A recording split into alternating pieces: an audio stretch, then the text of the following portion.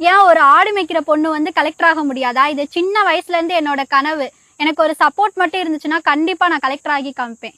நான் கோகுல சுந்தரி, சிவகங்கை மாவட்டம் காஞ்சனங்கால வசிச்சுட்டு. இலங்கையிலேருந்து புலம்பெயர்ந்தவங்க தான் நாங்கள். அதனால் எங்களுக்கு சொந்தமாக வசிக்கிறதுக்கு ஒரு நிலம் கூட கிடையாது. புறம்போக்கு நிலத்துல தான் ஒரு ரோட்டோரத்தில் வசிச்சுட்டு இருக்கோம். நான் ஸ்கூல் இங்கேருந்து ஒரு 4 கிலோமீட்டரில் இருக்க அரசு பள்ளியில் தான் படித்தேன். அதில் வந்து 10th வந்து 427 மார்க் எடுத்திருக்கேன். 12th 517 மார்க் எடுத்திருக்கேன். பிஏ ஹிஸ்ட்ரி எடுத்தேன். அங்கேயும் நான் பிஏ ஹிஸ்ட்ரியில் படித்து அதில் வந்து 2nd ரேங்க் எடுத்திருக்கேன். எனக்கு ஐஏஎஸ் ஆகணுன்றது எனக்கு ஸ்கூல் படிக்கும் போதுலேருந்தே அந்த கனவு மலர்ந்துருச்சு. அதுக்காக ஐஏஎஸ் படிக்கணும்னா யூபிஎஸ்சி எக்ஸாம் எழுதணும். ஸ்கூல் காலேஜ் எங்கள் வீட்டில் இருந்து ஒரு 4 கிலோமீட்டர் தொலைவில் இருக்குது. இங்கே பஸ் வசதி எதுவுமே கிடையாது. அதனால் சைக்கிளில் தான் போயிட்டு வந்தேன். இப்போ வரைக்கும் ஸ்டடி சென்டருக்கும் நான் சைக்கிளில் தான் போயிட்டு வரேன். அப்பாவுக்கு ரீசெண்டாக ஆக்சிடென்ட் ஆனனால அப்பா ரொம்ப உடல்நல குறைவாயிட்டாங்க. அதனால் அவங்களால எந்த வேலைக்கும் போக முடியல. அதனால் வீட்டில் தான் 10 ஆடு வாங்கி மேய்ச்சிக்கிட்டு இருக்காங்க.